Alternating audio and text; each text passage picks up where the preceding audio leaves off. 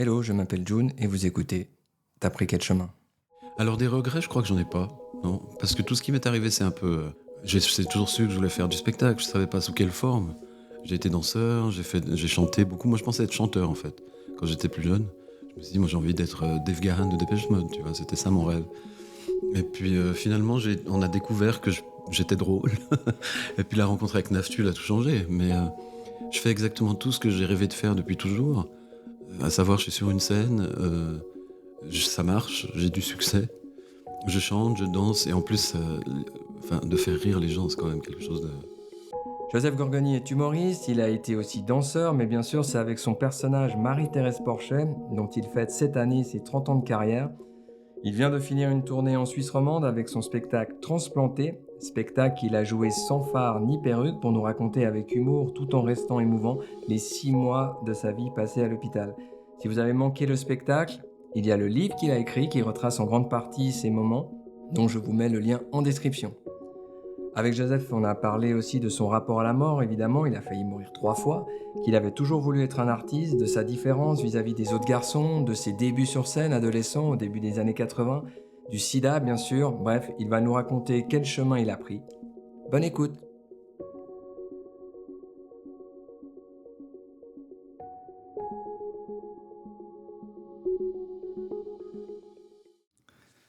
Bonjour Joseph. Bonjour, June.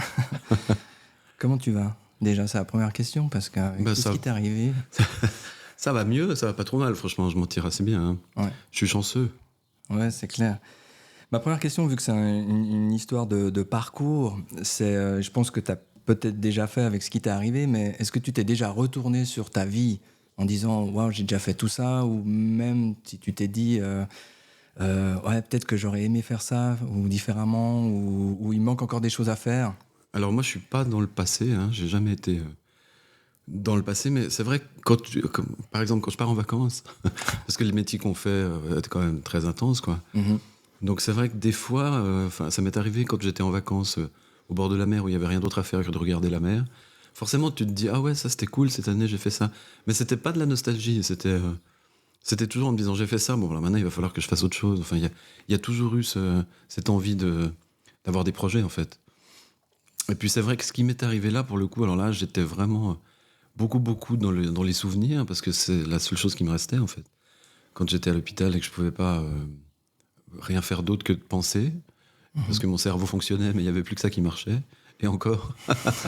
Là, je me suis remémoré un petit peu tout ce que j'avais fait. Et puis c'est là que je me suis dit aussi qu'il fallait que je le raconte sur scène pour faire le spectacle. Mais c'est vrai que comme je savais pas trop comment ça allait évoluer, forcément, j'ai pensé à tout ce que j'avais fait. Mais je suis pas tellement comme ça, moi. C'est vrai que des fois, c'est bien de se poser, de se dire ah ouais, c'est cool. Mais c'est aussi pas mal d'avoir des projets. Moi, c'est ce qui me tient aussi hein, dans la vie. Alors, il y a plein de moments aussi où ça peut être sympa de rien avoir, mais moi, ça me fait avancer les projets. Quand même. Et puis t'as des regrets, des choses sur lesquelles ou même des envies sur lesquelles ah ça il faut absolument que je le fasse. Alors des regrets, je crois que j'en ai pas, non, parce que tout ce qui m'est arrivé, c'est un peu, j'ai toujours su que je voulais faire du spectacle, je savais pas sous quelle forme. J'ai été danseur, j'ai chanté beaucoup. Moi, je pensais être chanteur en fait quand j'étais plus jeune. Je me suis dit, moi, j'ai envie d'être Dave Gahan de Depeche Mode, tu vois, c'était ça mon rêve. Et puis finalement, on a découvert que j'étais drôle.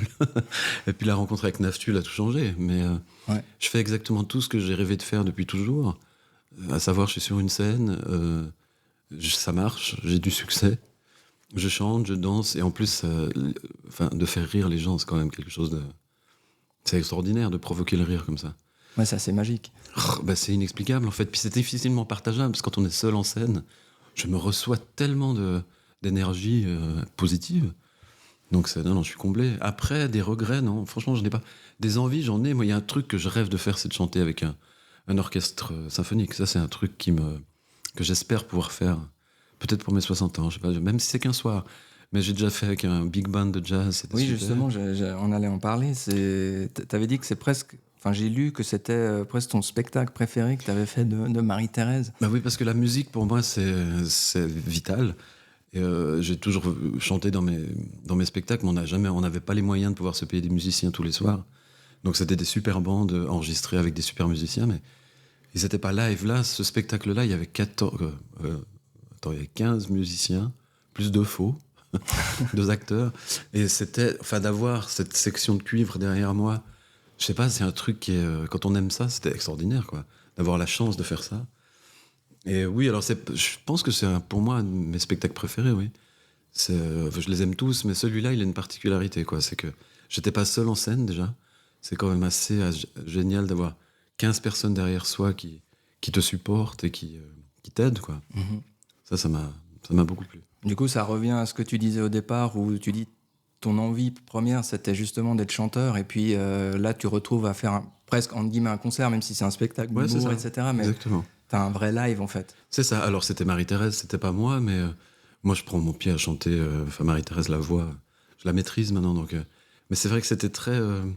C'est différent qu'avec une bande, parce que c'est tous les soirs un petit peu différent. C'est de la musique vivante, quoi. Donc, c'était le pied total, quoi. Vraiment, j'ai adoré. Et justement, tu dis que tu chantes, enfin, tu maîtrises Marie-Thérèse au niveau du chant, mais toi, t'aimerais faire justement pas un album ou chanter toi. Oui, oui, bien sûr, mais il faudrait qu'on trouve une idée, parce que de chanter des chansons juste pour chanter des chansons, je le fais sur scène, je m'éclate comme ça va. Mhm. Ça fait des années qu'on se disait jamais avec Pierre, qu'il fallait faire un disque Marie-Thérèse chante Noël, par exemple. Ça, vraiment, il faut qu'on le fasse, parce que Ouais. ça me fait rire. Et puis après, de chanter moi, évidemment, j'aimerais bien, oui, mais il faut pas que ce soit... Enfin, il faut qu'il y ait un sens, enfin, juste... Je sais pas, mais peut-être que je le ferai une fois, mais pour l'instant, c'est un peu compliqué, la musique. Tu dis justement que enfant, tu avais déjà des prédispositions à faire rire. Enfin, moi, j'ai pu le voir sur les vieux films Super Ouais. 8, etc. Et puis, on voit où tu fais déjà directement le clown. Tu racontes aussi dans le livre que tu viens de sortir que tu faisais des blagues à tes parents, notamment à ta maman, Oui. une certaine au bord de la plage. Mais oui, parce qu'elle était myope comme une taupe, ma mère, comme moi. Et quand on allait se baigner, je sais pas, je devais avoir 10 ans, elle me disait toujours, tu viens avec moi, parce que sinon, quand je sors, je sais pas où je vais. Et évidemment, avec mon esprit malade déjà à l'époque, il y avait un type qui était au bord de la plage, puis je lui ai dit, ah, regarde, maman, il y a papa qui t'attend, puis elle lui a couru dans les bras, et je me suis bien fait engueuler par mon père, surtout, qui était très jaloux. Parce qu'il a vu la scène, lui, de Bah, bien l'extérieur. sûr, bien sûr. Bah, il a dû se dire, mais qu'est-ce qu'elle fout pourquoi elle va vers ce type-là? Et je m'étais bien fait engueuler, ouais. Mais oui, j'ai toujours aimé faire le clown, mais franchement, je pensais pas que ça serait mon métier. Alors, j'imaginais pas que je pouvais être drôle sur scène, moi. C'est à quel moment que tu comprends que tu as ce pouvoir-là de faire rire? Bah, c'était alors déjà quand j'ai fait Cats, parce que j'ai fait Cats, Il a fait 4. j'avais le rôle d'un chat un peu facétieux comme ça. Alors, les gens n'étaient pas écrasés de rire dans la salle, mais c'était déjà un personnage un peu facétieux. Et puis quand je suis rentré après à Genève et que j'ai rencontré Naftul, il m'a engagé comme danseur et il m'a donné le rôle du pape. Et c'était vraiment une petite chanson qui durait même pas 2 minutes. Et les gens étaient morts de rire dans la salle parce que j'avais une manière de bouger un peu. Et je me souviens, je crois que c'est à ce moment-là où je me suis dit, mais c'est génial de faire rire les gens comme ça. Enfin, d'avoir une salle entière qui rit en même temps parce que je fais un mouvement comme ça. Et c'est là que je me suis dit, mais c'est ça que je dois faire, quoi. Tu prends vraiment conscience de... Ouais, c'est là. Et puis le plaisir que ça procure.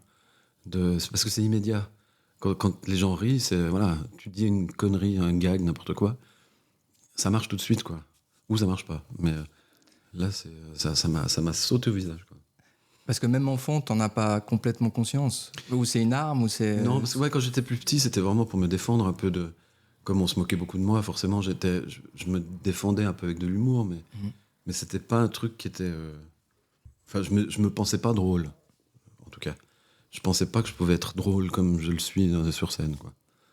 Ouais, parce que t'avais plus l'impression que c'était par moquerie, en fait, que les gens rigolaient, plus que parce que tu Alors, disais... il y avait ça, et puis après, il y a eu 2 ou 3 fois, je m'en suis sorti en essayant de faire comme si je me moquais de moi aussi, ce qui a développé sans doute mon recul par rapport à tout ce que je suis, quoi. Moi, je me moque beaucoup de moi tout le temps, donc j'étais conscient de ça, mais vraiment, je pensais pas que je pouvais en faire mon métier, en tout cas, ça c'est sûr. Parce que tu le dis, hein, t'as assez vite conscience, en fait, de ta différence, en fait, par rapport Oui, aux depuis autres. tout petit, oui.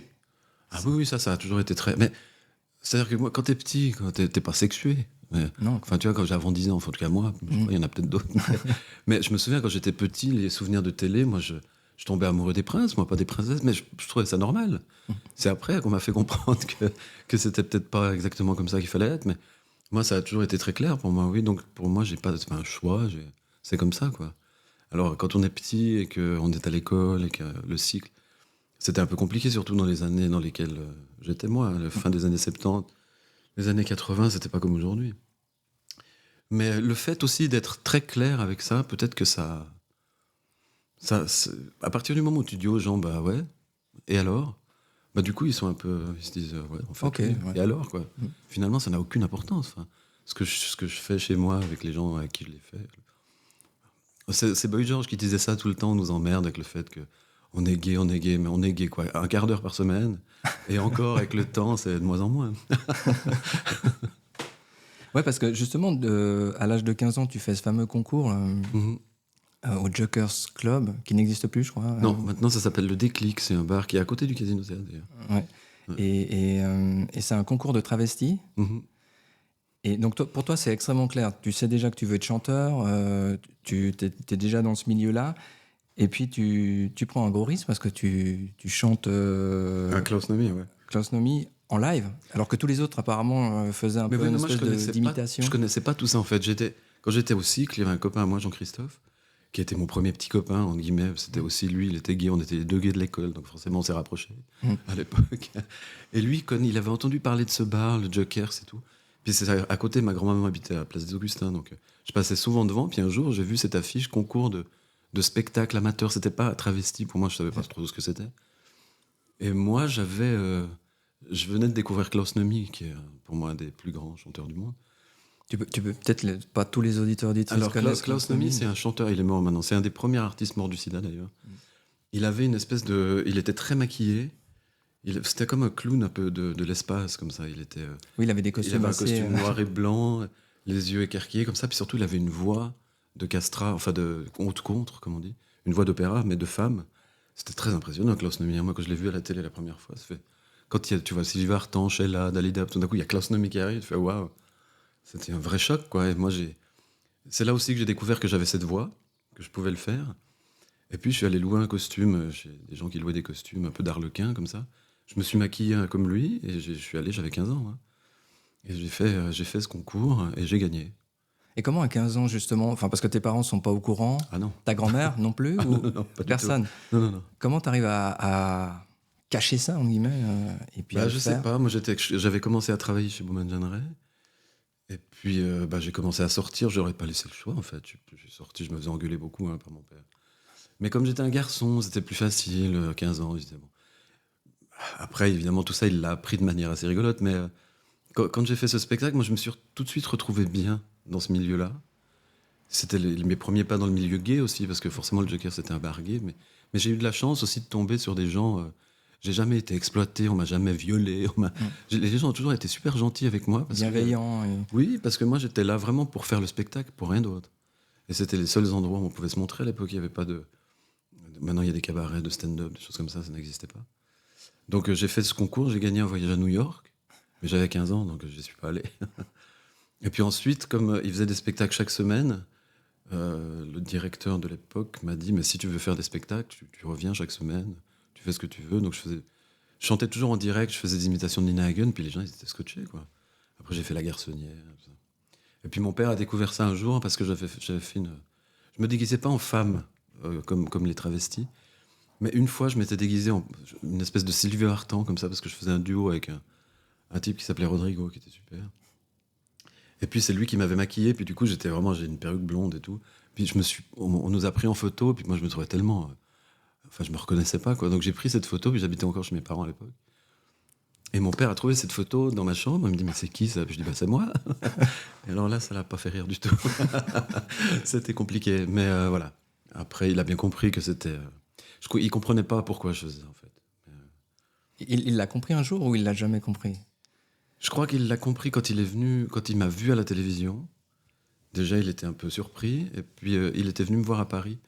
La première fois que j'étais à Paris, à la Comédie Comartin. En 99, il était venu, il est mort juste après. Ça l'a tué. Mais non, je pense que quand il m'a vu chez Drucker, vraiment, il savait que j'allais faire le cirque CNI.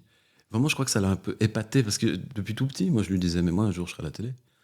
Ah oui, Et t'étais... puis, lui disait, mais tu rêves, enfin, travaille, fais ton armée. Et puis, je sais pas, je pense qu'il était un peu épaté, en fait.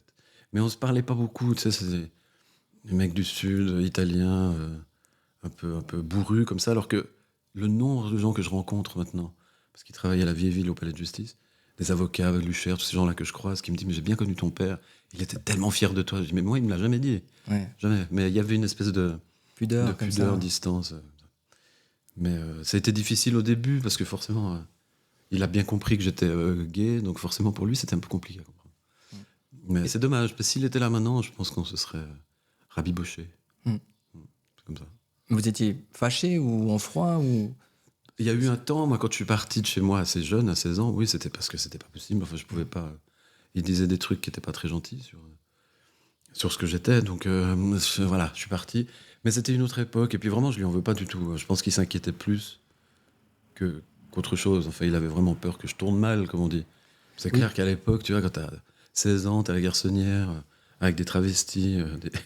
Ouais, puis il faut replacer dans le contexte. On est au début des années 80. Ouais, Il y a une nouvelle pandémie de sida qui C'est ça, arrive. ouais. Et on est un peu. Enfin, on vient d'en vivre une de pandémie, donc on se rend bien compte Ah ouais, non, moi du côté j'étais anxiogène. en plein dedans. Alors, j'ai perdu plein d'amis d'ailleurs à l'époque. Très jeune. Donc, moi Toi, j'ai eu t'as conscience de ça, de tout d'un coup ce truc-là Quand le sida est arrivé, bien sûr. Ouais, où t'es... Bah, tout d'un coup, on voit des gens. Moi, j'étais en couple avec quelqu'un depuis longtemps. Et ça m'a sauvé d'ailleurs. Parce que sinon, je pense qu'il n'y a aucune raison que que j'y sois passé à côté, quoi. Mais il y avait des gens, des connaissances, des gens qu'on voyait dans le bar. Tu sais, quand tu vas dans un bar tout le temps, au bout d'un moment, les gens deviennent tes copains, quoi. Et puis il y en a un qui vient, puis il dit, je sais pas, j'ai des taches, c'est bizarre. Puis un mois après, on apprend qu'il est mort. Et puis il y en a un autre. Et puis c'était vraiment l'hécatombe, quoi. C'était horrible, horrible.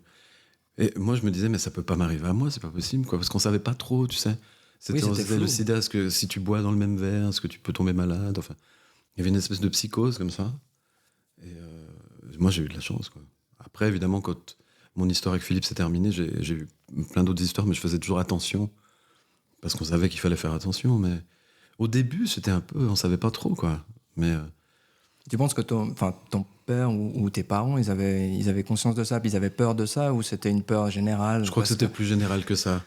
Parce que le sida, c'était vraiment considéré comme quelque chose qui touchait que les homosexuels, alors qu'on s'est bien rendu compte très vite que c'était Ouais. pas vrai. Mais il y avait pas encore dans le milieu gay, c'était la psychose. Vraiment, ça, je m'en souviens très bien. On avait très très peur mais même on avait peur de se faire la bise, quoi. Parce qu'on se disait, mais si ça se trouve, on va voilà. Le grand public, c'est devenu vraiment très. On en a beaucoup parlé quand Rock Hudson est mort, en fait. Ouais. Donc c'était un peu plus tard, mais Klaus Nomi, il est mort en 82, hein, Ouais. 2. C'était vraiment un des premiers, quoi. Donc, ouais, non, c'est des périodes qui sont. Ça m'a beaucoup marqué, mais c'est aussi pour ça, je pense que mon rapport avec la mort est assez clair, en fait. Quand il m'est arrivé tout ce qui m'est arrivé. Bien sûr, J'ai ouais. pas peur de la mort, moi. Ça me fait pas peur. J'ai pas envie. Mais c'est un truc. Je- Quand je vois comment les gens mouraient à l'époque du sida, ça, c'était horrible. Parce qu'ils mouraient seuls, de manière un peu. En plus, honteusement. Enfin, les parents les rejetaient. C'était horrible, vraiment. Comme des lépreux, un peu. C'était Affreux, ouais. Puis les vraiment couples, les difficile. mecs étaient en couple ensemble depuis. Si l'appartement était à celui qui était mort, les parents foutaient l'autre dehors. Enfin, non, c'était violent, c'était affreux. Donc c'est pour ça que j'ai pris cette espèce de recul avec ça en me disant, bon, faut profiter de chaque jour, puis on verra bien, quoi. Ça a justement encore plus accentué avec ce qui t'est arrivé dernièrement, ce côté genre je profite de chaque instant.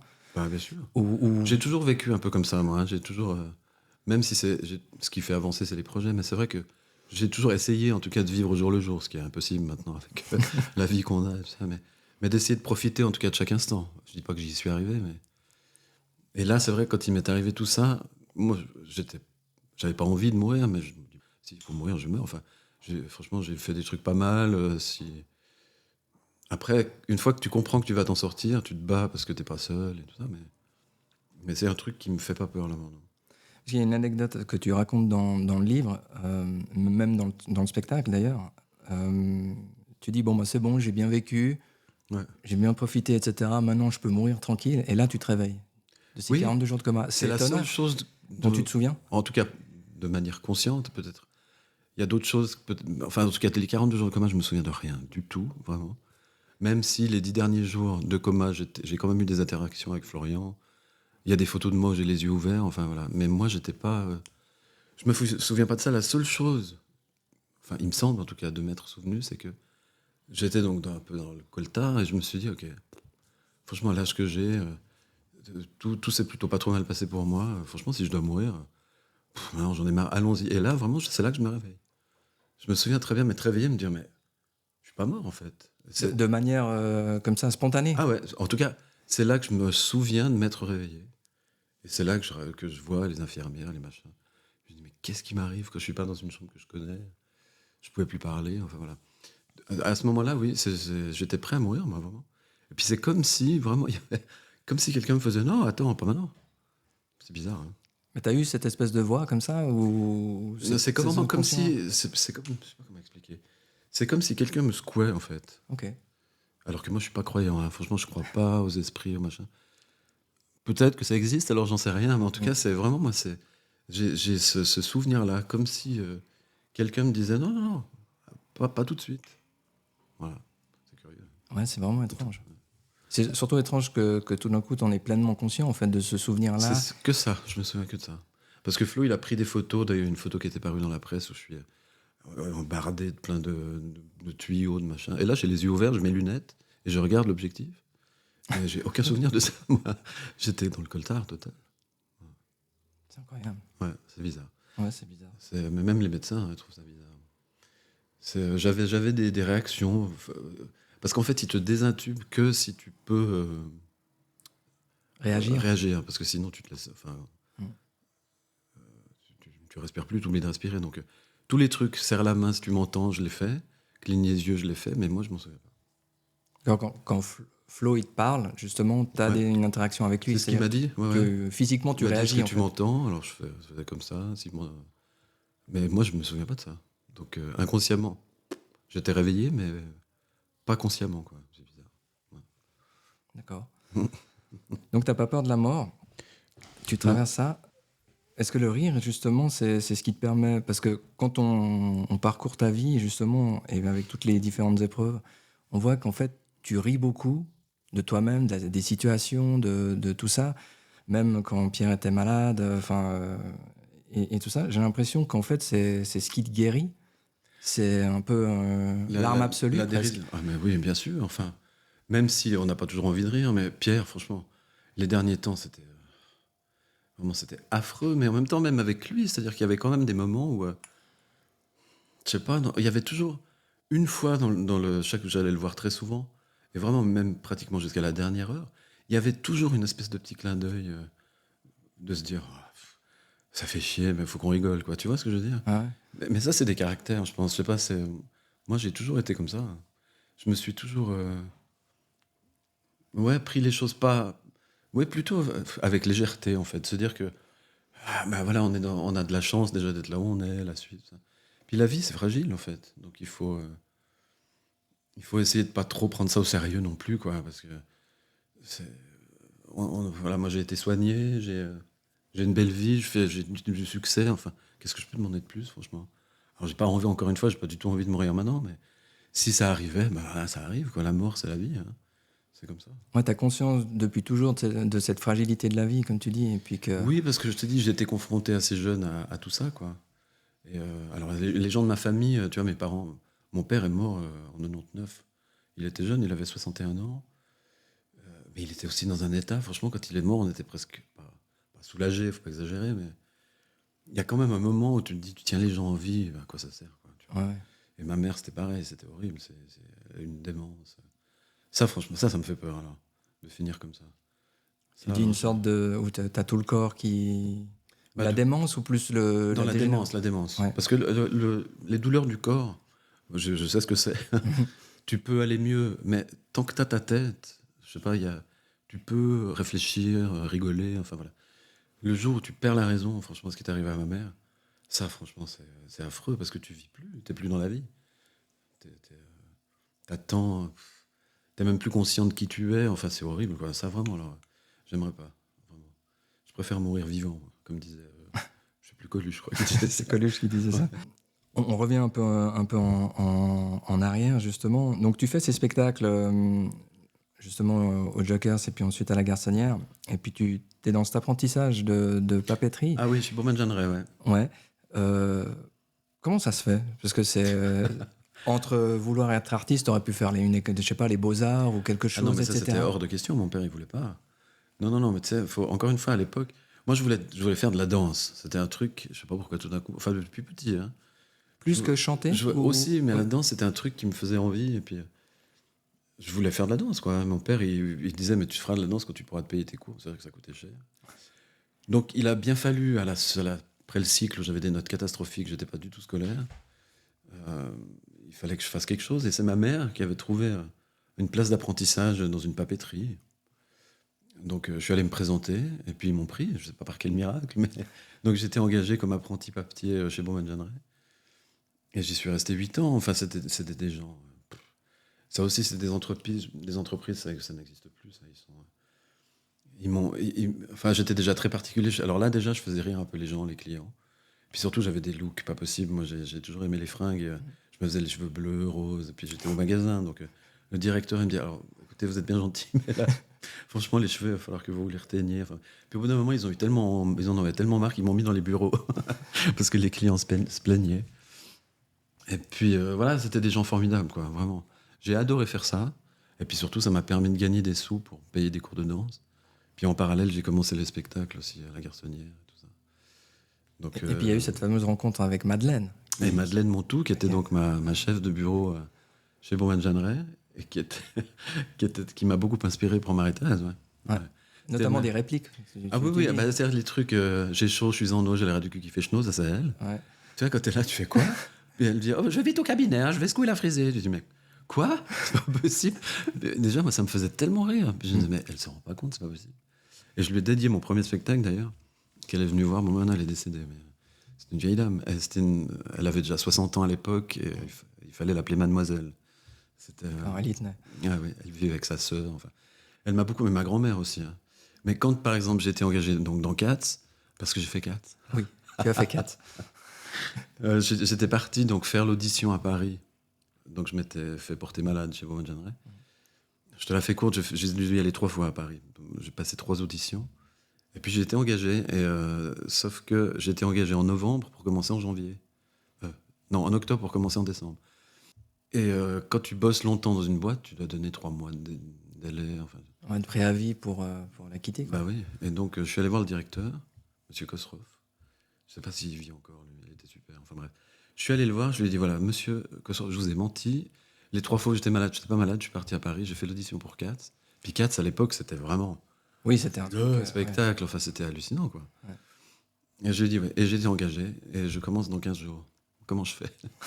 Et ils ont convoqué la presse, ils m'ont fait un super apéro, ils m'ont offert du champagne, ils sont tous venus me voir à Paris. Ouais, une boîte. Incroyable. Ça n'existe plus, ça. Ouais, ouais. Et, Un vrai soutien, en fait, au final. Toi, tu pensais que ça allait ils être étaient tellement compliqué. fiers, tu vois. Ouais. Voilà. Et ils sont pratiquement tous venus me voir à Paris. Puis c'est des gens, enfin, il y a quelques collègues que je vois encore, d'ailleurs. Ouais. D'accord. Non, non, c'était une boîte extraordinaire. Puis maintenant, on était 200, puis maintenant, je crois qu'ils sont 4. Oui, c'est des sociétés qui. Bah, quand tu as besoin d'un classeur, tu vas à la Migros maintenant. Ouais, c'est ça. Ou tu le commandes sur Internet, Ouais, même ouais, presque. ouais. Enfin, et donc, tu commences. Enfin, avant ça, tu fais les. Du coup, grâce à cet apprentissage, tu peux te payer des cours de danse. Et puis tu dis, j'ai été un peu élevé à la dure, à la russe, ce qui t'a permis justement de garder ces triggers que tu as encore maintenant Ben dans, oui, dans je le crois. travail. La danse, ça t'apprend beaucoup de choses.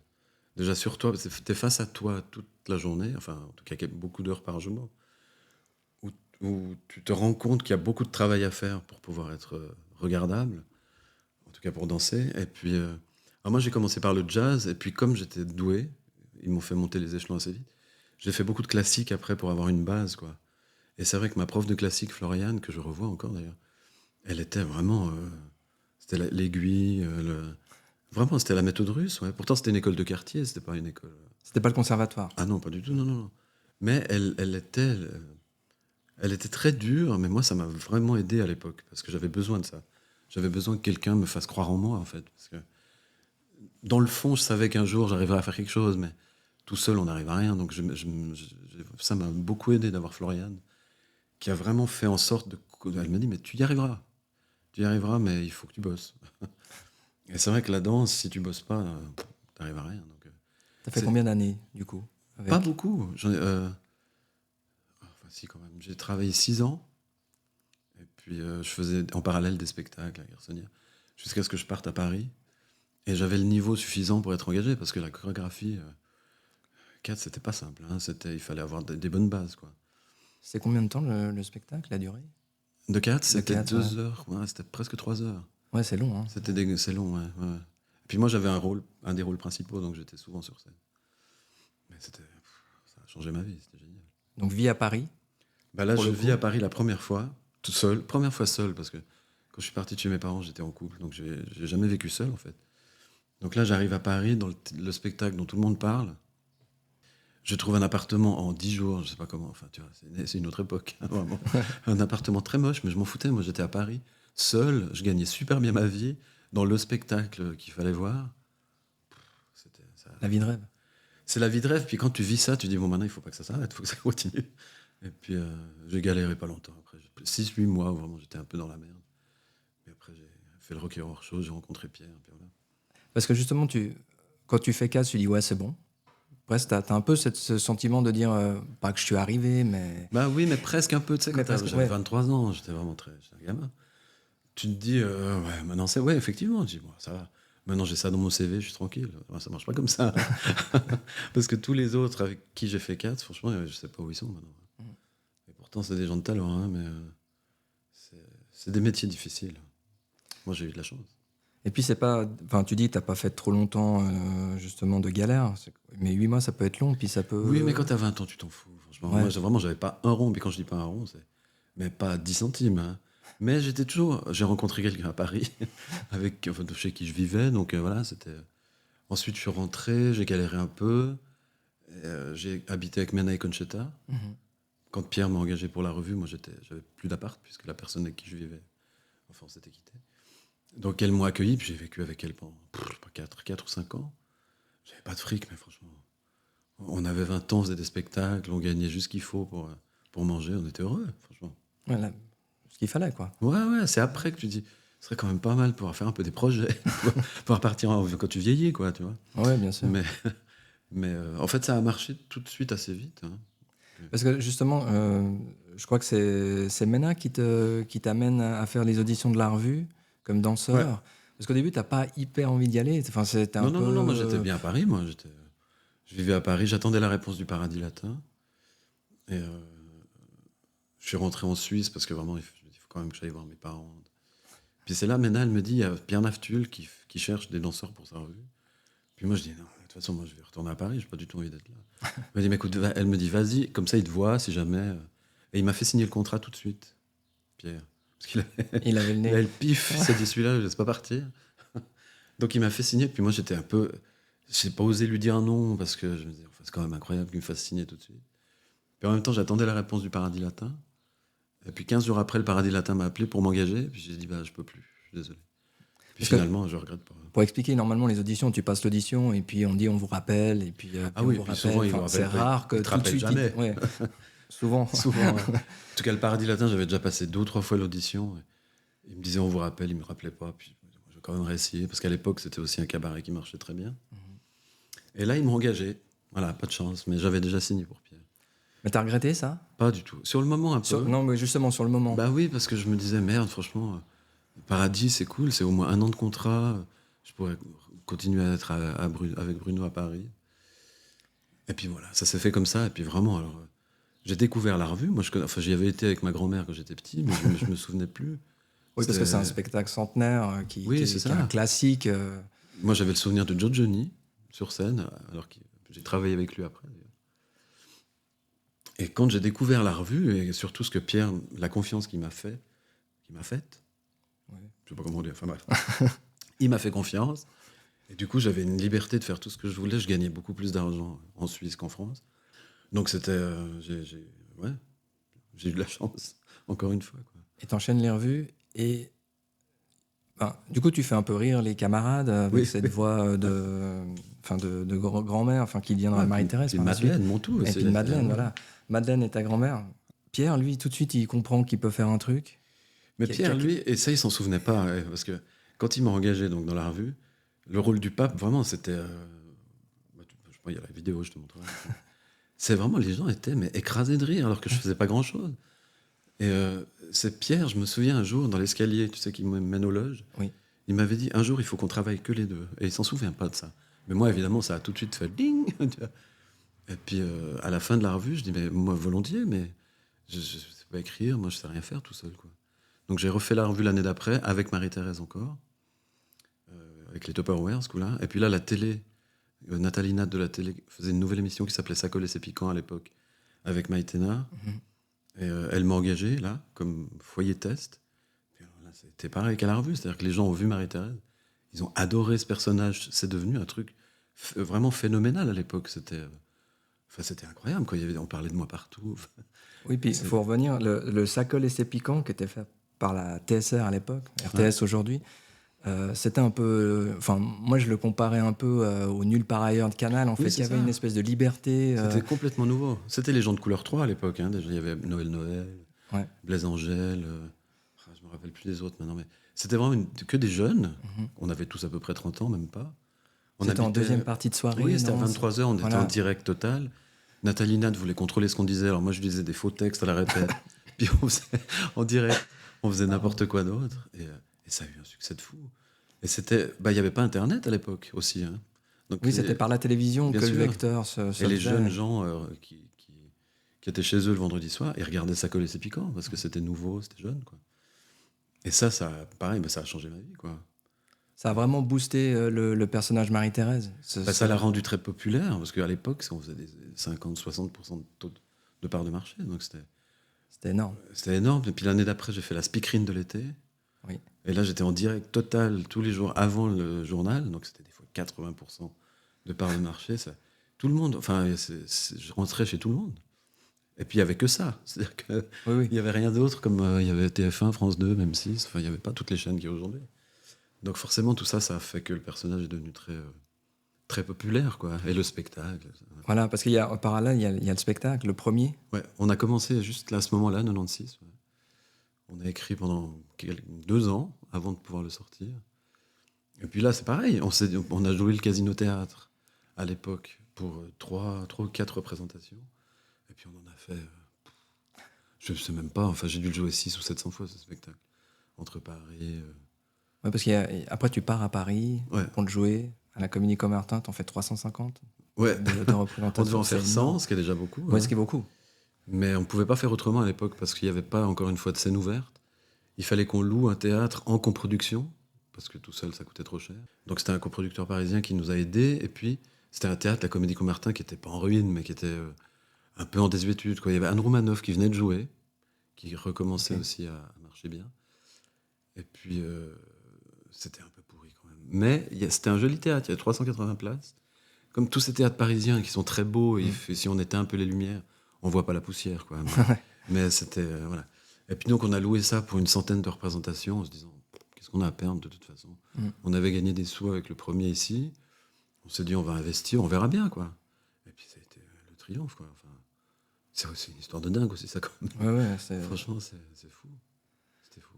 Et puis, cette relation que t'as eue avec Pierre, ça a tout de suite pris. Dès le départ, il y a eu où ça a pris un petit peu de temps, parce que tu fais quand même 3 ou 4 revues de suite, puis petit à petit le personnage grossit, enfin vous ensuite faites oui, puis dans les revues, on voyait que moi, il me donnait tout.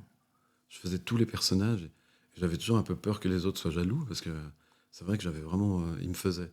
Enfin, j'étais devenu un peu sa muse comme ça, tu vois. Mais moi, en fait, Pierre, je le connaissais pas. Enfin, j'avais des souvenirs de lui avec la course autour du monde quand j'étais petit, mais il était particulier, Pierre. Il avait un caractère, un sale caractère, c'est le moins qu'on puisse dire. Il était très, très versatile, c'est-à-dire qu'il pouvait être très bonne humeur. En une seconde, il pouvait être absolument odieux. Mais moi, je me souviens, ce type-là ne m'impressionnait pas du tout. Moi, j'avais qu'une envie, c'était de retourner à Paris, de toute façon. La première revue, je dis, je fais ça pour gagner du fric, puis j'y retourne. Et puis, il était très... Des fois, je me souviens qu'une fois, il avait disparu. Il nous avait envoyé son trousseau de clés à la gueule pendant une répétition parce qu'il était fâché. Il a disparu pendant 45 minutes. Et quand il est revenu, il avait plein de biscuits, de machin, mais c'était pour lui. Et puis personne lui a rien dit, personne lui a dit, mais qu'est-ce qui se passe? Donc moi, ça m'a agacé, j'ai attendu la fin de la répète, puis je suis allé vers lui, je lui ai dit, mais qu'est-ce que vous nous faites? Enfin, ça veut dire quoi? Vous nous faites attendre pendant 1 heure, vous revenez avec des biscuits, comme si rien s'était passé, ça va pas. Et il est devenu rouge comme une tomate, c'était comme un enfant en fait. Mm. Et personne ne lui disait jamais rien, jamais. T'es le seul. Donc, alors après, je pense qu'après Maï m'a beaucoup aidé aussi. Je veux dire, enfin une qui lui résiste. Parce qu'il était compliqué, mais il aimait. Je pense qu'il m'aimait bien aussi pour ça, c'est parce que je me laissais pas faire. Et on avait ce rapport un peu. Mais jamais de conflit, jamais, jamais. Je me suis jamais engueulé avec lui. Jamais. On était très différents. On était vraiment.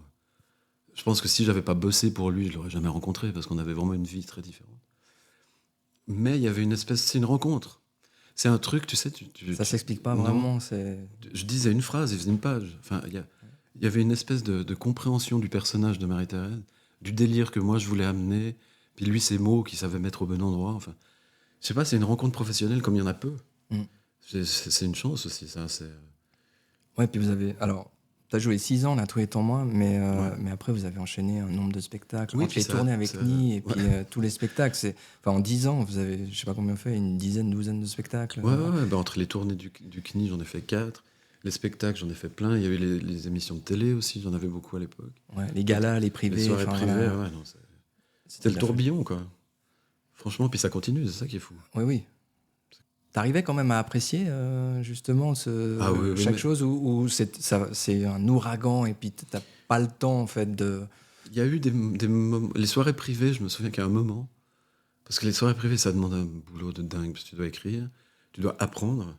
Puis c'est un soir. Donc si tu te plantes. Ouais. Puis les gens qui t'engagent, c'est leur soirée de l'année. Enfin, tu vois. Donc ça, je me souviens les derniers temps. Puis surtout que Pierre, au bout d'un moment, il n'osait plus me dire. Parce qu'il savait que je dirais non. Donc il me disait juste, oublie pas dans 2 jours. Hein. Là, je me dis, mais quoi, dans 2 jours, il y a quoi? Puis je pouvais pas dire non. Tu vois. Et ça, j'avoue que ça me fatiguait un peu. Mais sinon, les spectacles. Franchement, alors oui, il y a des jours où t'es un peu fatigué, mais quand les salles sont pleines, puis t'as vu, enfin toi tu participes au spectacle que je fais, l'ambiance qu'il y a dans la salle, c'est impossible d'en avoir marre de ça. Oui, comme tu disais, c'est un retour positif absolument extraordinaire. Ouais. Alors, c'est vrai, quand tu joues 350 fois à Paris, il y a forcément des soirs où tu te dis je préférerais rester chez moi, mais une fois que tu y es, je sais pas, c'est magique quand même. Donc, Ouais, c'est toute la partie avant, une fois que tu es sur scène et que tu reçois les rires, c'est. c'est comme quand, je sais plus qui c'est qui disait ça l'autre jour, c'est comme quand tu vas faire du ski, quoi. Mm. C'est chiant avant, après, mais pendant, est-ce que c'est bon? C'est vrai, C'est un peu ça. c'est vrai. Ouais. Ouais, de s'habiller, de mettre tes godasses. Ouais, les etc. répétitions, le maquillage, ça m'embête un peu, mais pour ce que ça apporte après, c'est tellement bon. Et ensuite, tu fais, alors, 10 ans après ce premier spectacle de Marie-Thérèse, tu fais le premier où justement t'es pas en Marie-Thérèse, Ouais. Ah oui, de Hazouk. Ouais. le Hazouk. Mais en fait, ça, c'est une envie que j'avais, parce que comme on fêtait les 20 ans de Marie-Thérèse, j'avais dit à Pierre, j'aimerais bien, c'est pas du tout pour prouver aux gens que je peux faire autre chose, mais je dis, on me pose souvent les mêmes questions par rapport à ce personnage, d'où ça vient, machin. Et j'ai dit à Pierre, j'aimerais bien raconter ça, mais moi. C'est-à-dire le faire à ma manière, donc aussi de manière humoristique, mais d'expliquer un peu la genèse de ce personnage, parce que, enfin pas d'expliquer, mais de raconter. Et il m'a dit que c'était une très bonne idée, donc on a commencé à bosser. Puis c'est vrai que ce spectacle-là, je l'ai écrit presque tout seul, et là, il y a eu quelques petits conflits avec Pierre, parce que c'est comme dans le spectacle Transplanté, je pense que s'il avait été encore là, je l'aurais certainement pas fait exactement de cette manière-là, parce que on avait quand même des différences sur le choix des musiques et des choses. Et là, quand j'ai écrit de Hazouk, lui, moi, je voulais pas qu'il y ait des gags tout le temps. Parce qu'avec Marie-Thérèse, c'est des gags tout le temps. Et là, je lui dis, mais si les gens rient, il faut qu'ils rient de la situation, pas forcément des jeux de mots. Parce que et il m'écrivait des trucs, je dis non, mais ça, je le dirais pas. Et c'était un peu conflictuel par moment. Parce que je disais, mais j'ai pas envie, ce spectacle-là, c'est comme Transplanté, il faut que ce soit le plus naturel possible. Alors oui, écrivons des trucs drôles, bien sûr, mais c'est pas Marie-Thérèse, quoi.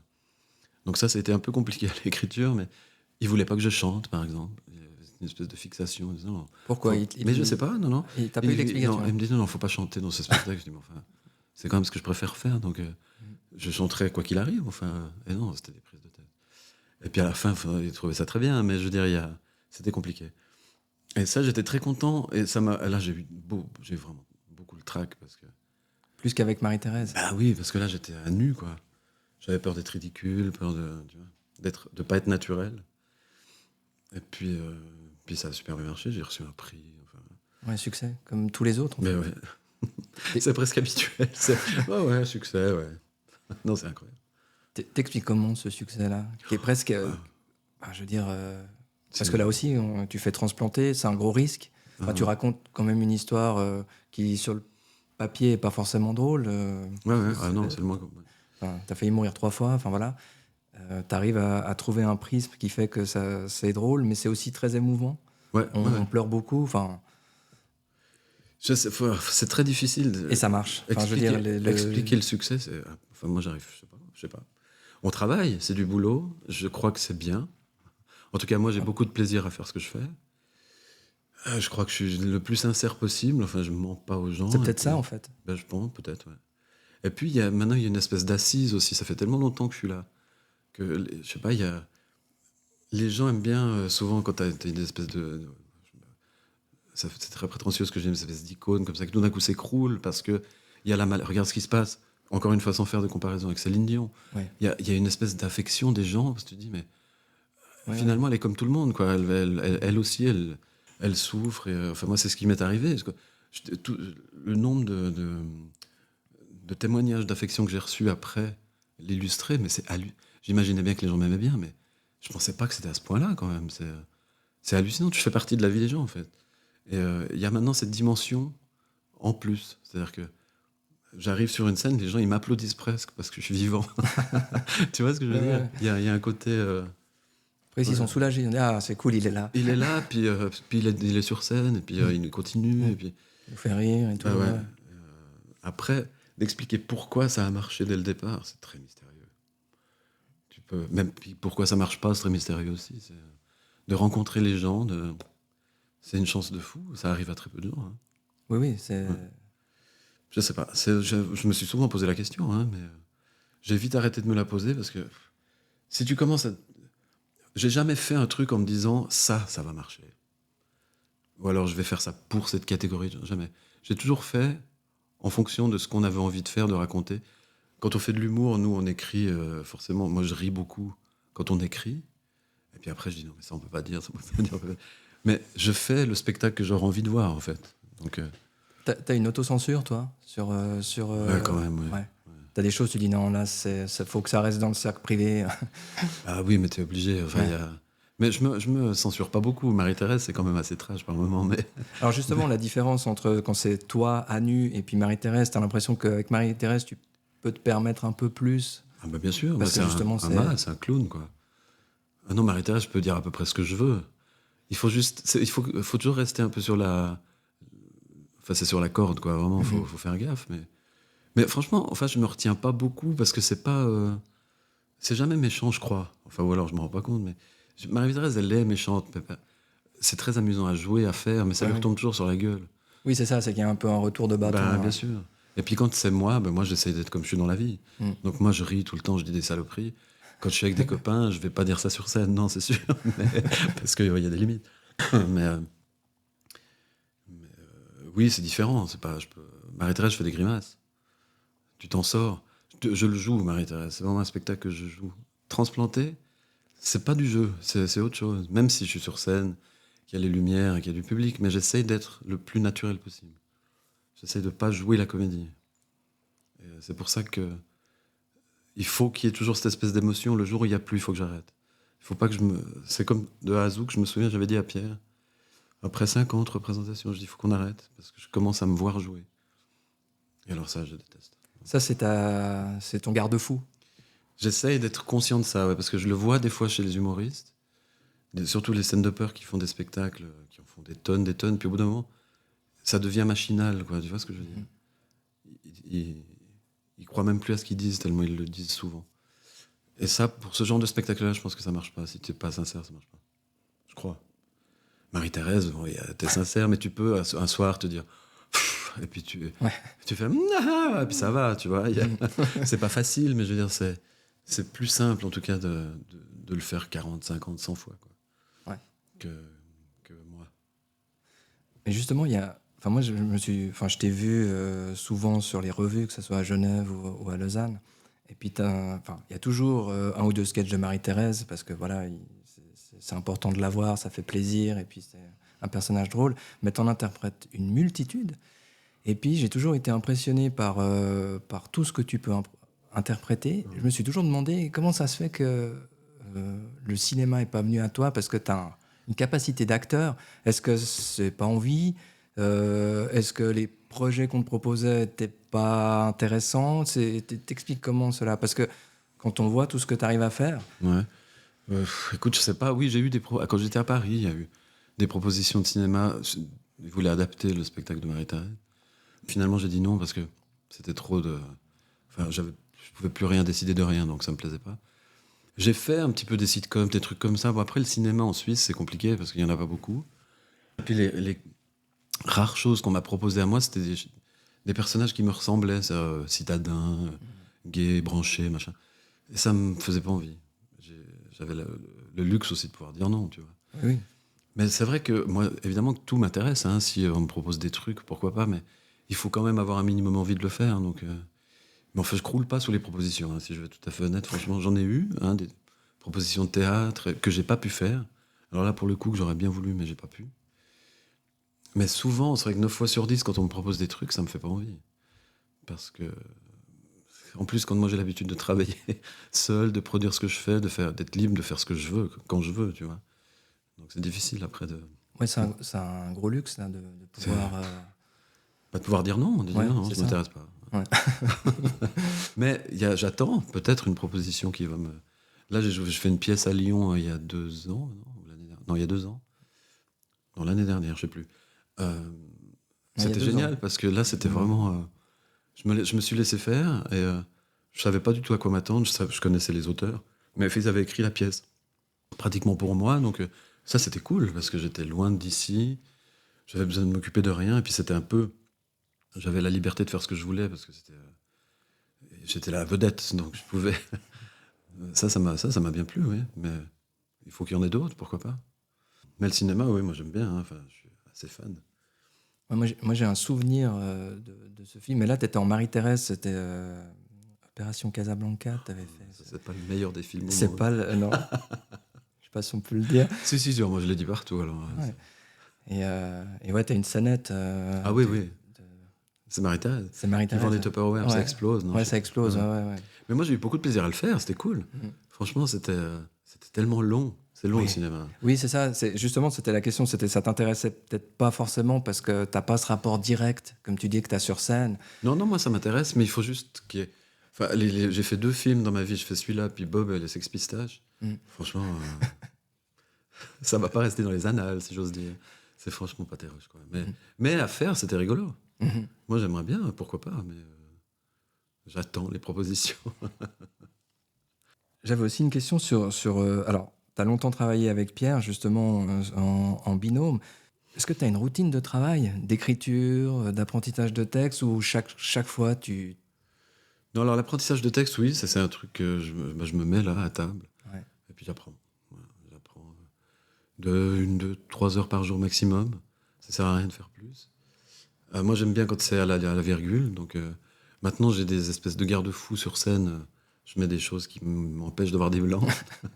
J'en ai pas, mais ça me rassure beaucoup, ça m'enlève beaucoup de stress. Donc ça, c'est nouveau. Sinon, l'écriture,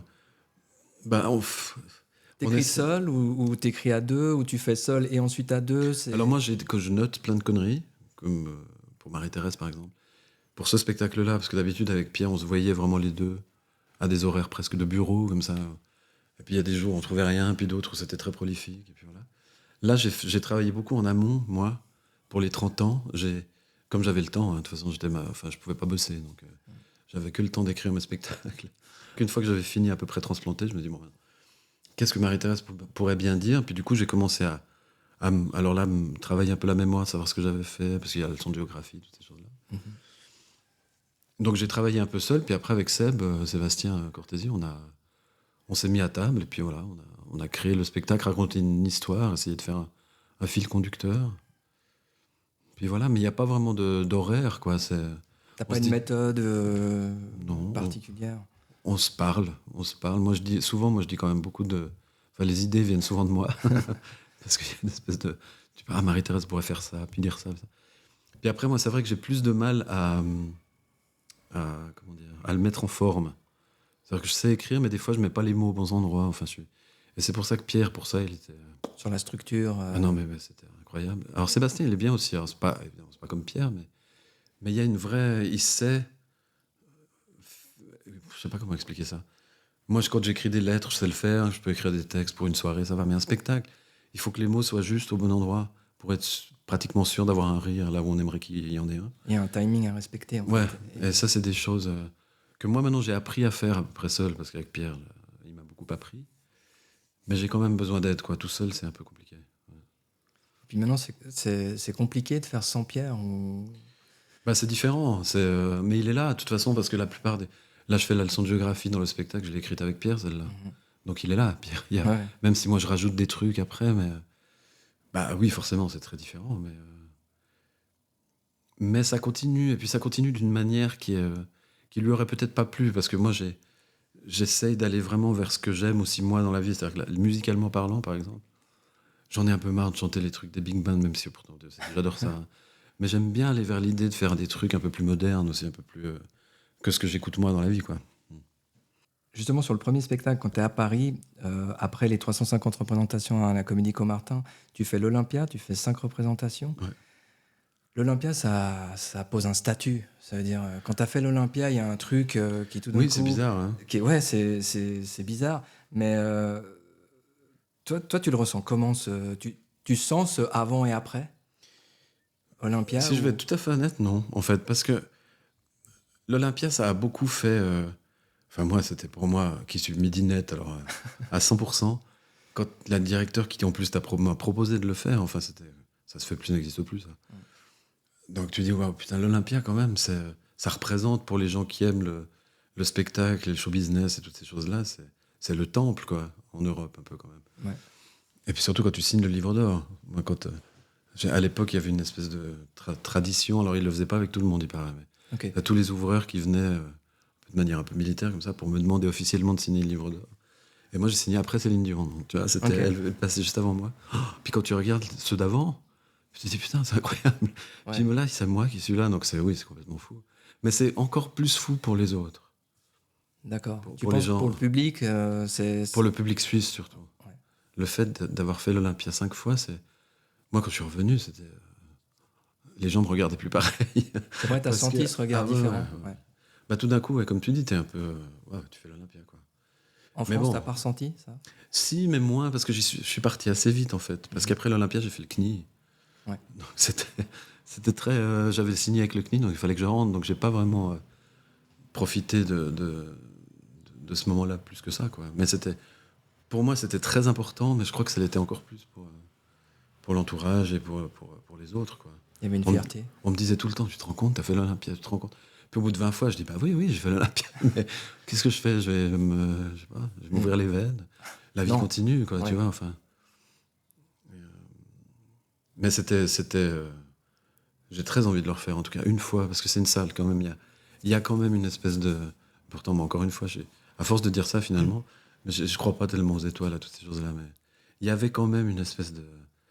Il y a une aura, un truc. Ouais, il y a un truc, c'est l'Olympia, quoi. Je sais pas, il y a quelque chose de...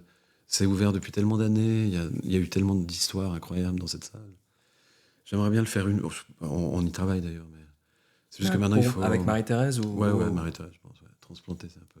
Transplanter, je vais sans doute le faire à Paris, mais... On va voir. Bah, il vient samedi, le Parisien, pour voir. Donc, D'accord, ok. on verra. On espère, on croise les doigts. Tu parles beaucoup de Florian, ton mari. Mon mari. Ton mari, comme tu aimes le rappeler. Et surtout, j'ai l'impression, parce que en préparant, j'ai pas vu plus avant dans les interviews comme ça, mais surtout après ce qui t'est arrivé au niveau de santé, etc. C'est une façon de lui rendre hommage ou Oui. de dire, sans lui, je sais pas, peut-être que j'aurais pas réussi. Oui, parce que moi, en fait, ma vie privée, enfin, c'est privé pour autant qu'elle soit privée, moi, ça n'a jamais été un mystère. Enfin, j'ai jamais caché qui j'étais, avec qui j'étais, mais c'est pas le sujet. Enfin, on s'en fout. Tout à fait. Sauf que là, forcément, avec tout ce qui m'est arrivé, c'est quand Dana m'a proposé de faire l'article dans l'Illustré, moi j'ai dit non plusieurs fois. Puis après, je dis, bon, finalement, il m'a dit, on va le faire de toute façon. Je dis, bon, alors faisons-le ensemble, mais moi, je veux que Florian soit là, parce que dans cette histoire-là, il est sans lui, je m'en serais peut-être sorti, je sais pas de quelle manière, mais enfin, là, en l'occurrence, franchement, il est super important. Donc, avec son accord, évidemment, je dis, mais moi, il faut que tu sois là, quoi. C'est comme dans le bouquin, il y a un chapitre qui a été écrit par lui, parce que c'est important que les gens sachent que, voilà, on parle toujours de moi, mais pour lui, c'était affreux, hein. Bien pire que pour moi. Donc, oui, c'était important de lui rendre hommage, et puis je crois qu'il l'a fait avec plaisir, parce que je voulais pas lui imposer ça non plus, hein. Déjà que c'est pas simple d'être avec quelqu'un qui est connu, enfin, tu vois. Mais là, c'était vraiment... c'était normal d'en parler de cette manière-là, je crois. Et puis, Ça lui a permis aussi, lui, de pouvoir justement... parce que souvent, quand on demande toujours au malade comment ça va, oui, c'est ça. mais rarement à la personne c'est ça. Et, à côté. Moi, j'essayais de retourner la situation, de me dire si ça lui était arrivé à lui, comment moi j'aurais réagi, tu vois. Et non, il fallait qu'on parle de lui. Enfin, c'était même pas discutable. Ça t'a donné une force incroyable, en fait. Bah, bien sûr. Puis tu ne vas pas seul. Alors après, il y a des gens. J'ai mangé hier soir chez des amis qui disaient qu'ils avaient un couple d'amis où lui, il est tombé très malade. Il est mort 2 ans après, d'ailleurs. Et sa femme, quand elle a appris qu'il était malade, elle a pas tenu. Elle est partie. Elle a pas pu le soutenir. C'était plus fort. Enfin, elle n'est pas arrivée. Et il paraît que c'est 50 à 60% des couples comme ça. Et, ouais, soit ça soude, soit ça pète. Soit ça pète, soit là, en l'occurrence, on n'a jamais eu de problème, on s'est jamais engueulé. Enfin, on est vraiment... ça se passe super bien, quoi. Mais c'est vrai que ce genre de truc-là, c'est tellement violent que ça peut tout foutre en l'air. Mais là, au contraire, ça a vraiment tout... Ça a solidifié tout, encore. Donc c'est assez formidable. C'est joli. Bah ouais. Non, mais vraiment. Ça fait 24 ans qu'on est ensemble. T'imagines ? My God. Mais c'est une belle histoire. Ouais, c'est une très belle histoire. Et face à tout ce qui t'arrive, pas uniquement au niveau personnel de ta santé, mais avec tous les spectacles, tout ce que t'enchaînes, etc., comment tu te ressources ? Comment tu arrives à prendre un peu de recul, du temps pour toi, et puis à recharger un peu les batteries, outre les vacances, hein, mais j'en ai eu beaucoup. Je me suis beaucoup reposé, bizarrement, contrairement à ce qu'on pourrait penser, quand j'étais malade. Parce que c'était la première fois depuis très longtemps que j'ai quasiment rien fait du tout pendant presque 2 ans. J'ai travaillé à me remettre, à être plus en forme, mais là, je me suis beaucoup reposé, bizarrement. C'était peut-être bienvenu, finalement. Je ne vais pas dire que c'était bien de tomber malade, mais ça m'a forcé, j'étais obligé de le faire. Et là, maintenant, franchement, quand je travaille pas, j'essaie de faire le moins de choses possible. Non, parce que moi, ma vie, c'est mon travail. J'ai pas tellement de hobbies à part ça. J'adore voyager, j'adore aller voir des spectacles. Donc là, on est parti il y a pas longtemps, d'ailleurs, en voir plein. J'adore partir parce que je suis encore plus content de revenir après. Mais j'aime bien partir et aller voir des trucs. Voir des spectacles, voir des musées, écouter de la musique, des concerts. Enfin, ça, c'est ma vie, quoi. Il n'y a rien d'autre qui m'intéresse, en fait. Enfin, il y a la vue, il y a pas que ça qui m'intéresse. Mais pour me reposer, je fais ça. C'est-à-dire que soit je me repose chez moi. Je suis assez T'es casanier ou content? Ouais, de plus en plus avec l'âge. C'est-à-dire qu'on voit du monde tout le temps, tu vois. Donc c'est vrai que c'est assez cool d'être tranquille. Je suis très contemplatif. Moi, j'aime bien. Là, on va partir dans les îles pour l'été. Moi, je peux rester 3 heures face à la mer. Enfin, je sais pas, je trouve ça tellement beau. J'exagère un peu, 3 heures, peut-être pas, mais... Enfin, j'aime bien ne rien faire, en fait. Parce que tu fais jamais rien. Enfin, même quand tu fais rien, tu lis, Oui, même tu réfléchis, tu penses à plein de trucs. Des fois même, tu trouves des idées. Exactement, ouais. Et moi, j'ai besoin de ça. Et je me ressource comme ça. Parce que je suis pas un gros dormeur, donc j'essaie de... Même des fois aussi, comme on disait tout à l'heure, de repenser un peu à l'année qui est passée, de se dire, ouais, ça c'était cool de faire ça. Peut-être que je le referais peut-être pas comme ça. Puis ça, ouais, forcément, ça... Tu te poses, quoi. Tu te poses et puis tu apprécies ce que tu vis sur le moment. Et quand tu fais ça, tu as un besoin d'isolement ou tu... Non, moi j'aime bien être seul, mais pas trop longtemps. Mais j'aime bien, c'est vrai, quand on part en vacances, on essaie d'aller dans des endroits où il n'y a pas beaucoup de monde. C'est vrai que moi, les plages bondées, tout ça, j'aime pas. Mais aussi parce qu'on a la possibilité de le faire. Hein, aller dans des endroits où il y a peu de monde, ça coûte cher. Mais je dis aussi, quand je dis isolement, c'est même pas avec Florian, c'est même tout seul, tout seul. Oui, moi j'aime bien être seul. Mais quand c'est un choix, j'adore ça. Ouais. Enfin, Oui, oui. il y a plein de moments où j'aime être seul, ouais, mais il faut, je crois. Permet de se retrouver. Se quoi. retrouver, ouais. C'est pour ça qu'ici, tu vois, moi je vis avec Florian, on a 2 étages. Il y a des jours où on s'adresse à peine la parole, mais c'est pas grave. Enfin, Oui, oui. tu vois, il y a pas de, on n'est pas obligé d'être l'un avec l'autre tout le temps. Ça, c'est pour ça que ça fonctionne aussi depuis longtemps, je crois. Parce que il y a des moments où tu as besoin d'être tranquille, quoi. Ouais, qu'on ne parle pas. Ouais. Comme tout le monde, non? Je crois. Oui, oui. Ouais. Oui, non, c'est clair. Ouais. Moi, j'adore ça. Faut être un peu, des fois, tranquille. J'avais aussi une question sur... t'as fait des tournées de CNI, etc. Et t'as joué en 3 langues. Oui. Cap, j'ai même fait de l'anglais une fois. Ouais, Des mais... fois, ouais. Alors, 4, ça, je savais pas, mais...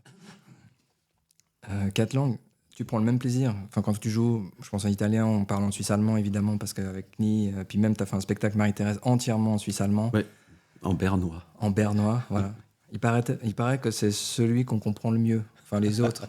Oui, c'est celui dont tout le monde se moque. Un peu, voilà, exactement. Parce qu'il parle lentement. Ouais. Oui, moi j'ai le même plaisir à chaque fois. Alors c'est très curieux de parler une langue que tu... Parce que l'italien, ça va, je le maîtrise, mais le suisse-allemand, c'était du par cœur. Donc, Tu le parles toujours pas? Non. Mais je comprends un peu, non, grâce à ça. Un petit peu. Mais ce qui est drôle, c'est de faire rire les gens dans une langue qui n'est pas la tienne. C'est bizarre, en fait. Que tu maîtrises pas.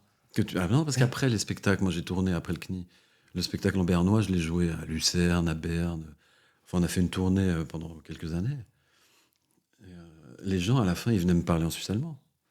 Mais moi, je comprenais pas ce qu'ils me disaient. Et ils voulaient pas me croire. Ils me disaient, je dis non, mais je vous assure, je comprends pas. Et ils voulaient pas croire que j'ai pu faire 1h40 en bernois sans le parler. Mais les chanteurs d'opéra, ils font ça aussi. Ils chantent en italien et ils comprennent pas ce qu'ils disent. Donc, mais non, c'est bizarre de faire rire les gens avec une langue bizarre. C'était dur à apprendre. Ah ouais, ça c'était. Je crois que j'ai jamais. Alors c'est ce qui m'a demandé le plus de boulot. Ouais. C'était. Puis tout d'un coup, il y a un déclic qui se fait. Je dis, en fait, c'est super drôle. Je vais essayer d'y arriver, quoi. Et puis, je me souviens que Pierre, alors là, la première fois que je lui ai fait, Pierre, pour le surprendre, il fallait y aller. Hein, mais il était vraiment bouche bée, quoi. Et, il en revenait pas. T'as mis combien de temps pour l'apprendre? 4-5 mois. Florian s'est beaucoup moqué de moi. Parce que tu recommences. Mais c'est comme la danse, en fait. Ouais. C'est aussi cette rigueur-là qui m'a... Tu fais jusqu'à ce que tu y arrives, quoi. Et puis quand tu y arrives, c'est pas parfait. C'était beaucoup de boulot, mais ça valait le coup, quoi. Franchement, c'est drôle de faire rire les Suisses. Bah ouais, c'est assez étonnant, quoi. Grâce à la rigueur suisse-allemande. Bah oui, c'est ce qu'ils me disent tous. Toi, tu es le roman en plus suisse-allemand que nous, ils disent les CNI, toujours. Parce que moi, je répète, je fais tous les soirs la même chose, tu vois. Et, il dit, mais les Suisses-allemands, encore moins rigoureux. C'est vrai? En tout cas, on a cette image, en tout cas. Ouais, alors dans le travail, les CNI, alors eux, ils sont... mais bon, ils font pas de l'humour, tu vois. Oui, c'est... Ils ont du mal à comprendre l'humour, d'ailleurs. C'est un truc qu'ils maîtrisent pas bien. Mais ils me disaient, parce que moi, je répète, enfin, j'arrive pas comme ça. Tu vois. J'ai besoin de répéter, mais tout le monde fait pas ça. Donc, ils me disent que je suis pire que les Suisses allemands. Ouais. Mais ça, justement, cette façon de...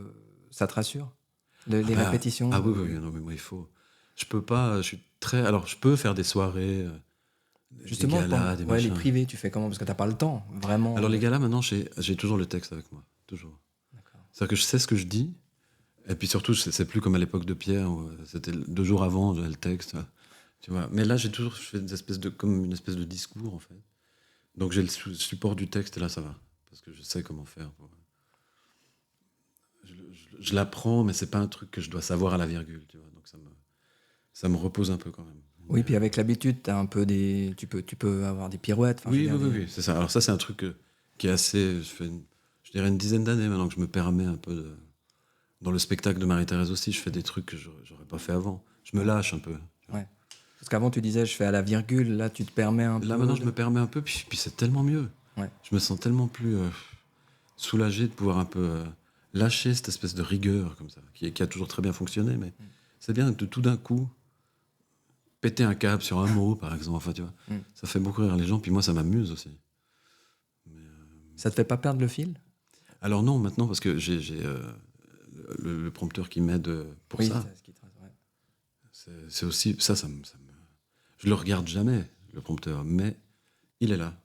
Et ça me déstresse tellement. Parce que de perdre son texte, ça c'est chiant. Quand t'as 1000 personnes qui sont comme ça. Puis tu sais plus ce que tu dis, c'est horrible. Ça m'est arrivé Ça t'est arrivé? Ouais, Ah ouais. 2 fois. C'est affreux. Tu sais plus du tout où t'en es. Ça, c'est parce que tu joues longtemps, puis au bout d'un moment, ça devient une machine. Et puis pendant que tu parles, tu dis qu'est-ce que je vais manger après, puis tout d'un coup, tu fais mais qu'est-ce que je suis en train de dire en fait? Et blanc, total. Et tu sais plus où t'en es. Tu dis merde, j'ai dit quoi avant? Alors avec Marie-Thérèse, tu t'en sors parce que. Mais c'est très désagréable. Et t'as fait quoi pour justement.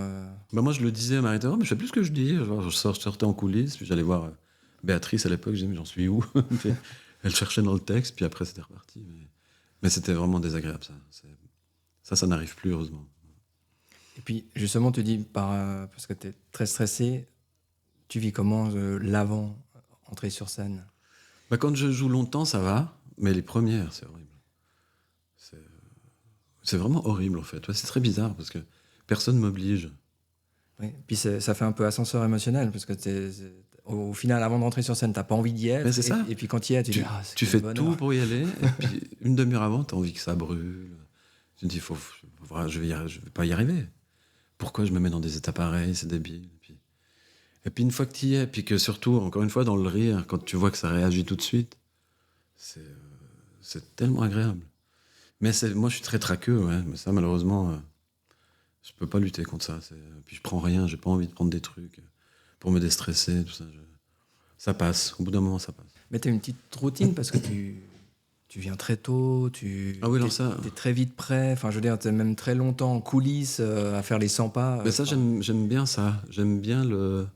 C'est quoi, ça te déstresse ou c'est pour t'imprégner ou C'est pas moi, j'aime bien être sur la scène avant que ça commence, un petit quart d'heure avant, si je peux. Je sais pas, ça me plaît d'entendre les gens, de voir la salle. Ouais, je sais pas, ça me met dans le bain, quoi. C'est pas du tout... je crois pas que ce soit mystique ou des choses comme ça, mais c'est des habitudes que tu prends. C'est vrai que quand je vais dans des théâtres où j'ai jamais joué, les gens, quand ils me voient un quart d'heure avant sur scène, ils me font « mais ça va pas commencer maintenant ?» Je dis « non, mais je sais, vous inquiétez pas. » Non, mais d'habitude, les gens, il faut qu'on les cherche. Je dis « non, je maîtrise, vous inquiétez pas, tout va bien, c'est juste que j'ai besoin d'être là un peu avant, quoi. » Oui, ça, c'est des routines que j'ai gardées. C'est pour ça que j'aime bien les spectacles où le rideau est fermé. Ouais. Comme ça, je peux être sur scène. Ce que je peux pas faire à transplanter. Non. Mais je suis là. Oui. Je hume. Tu rôdes. Ouais. Merci, Joseph. Mais avec plaisir. C'était très agréable. Mais moi aussi. Enfin, pareillement. Merci. À bientôt. À bientôt. Merci pour votre écoute. Vous pouvez retrouver Joseph Gorgoni dès le 13 novembre au pavillon Naftul pour la Nouvelle Revue de Lausanne. Il reprendra son spectacle de Marie-Thérèse Porchet, les 30 ans, dès le 5 février. Il y a aussi le livre Transplanté que vous pouvez évidemment vous procurer. Je vous mets tous les liens dans la description. Et si vous voulez soutenir ce podcast, n'hésitez pas à vous abonner, à commenter, à mettre 5 étoiles. Et je vous dis au prochain épisode.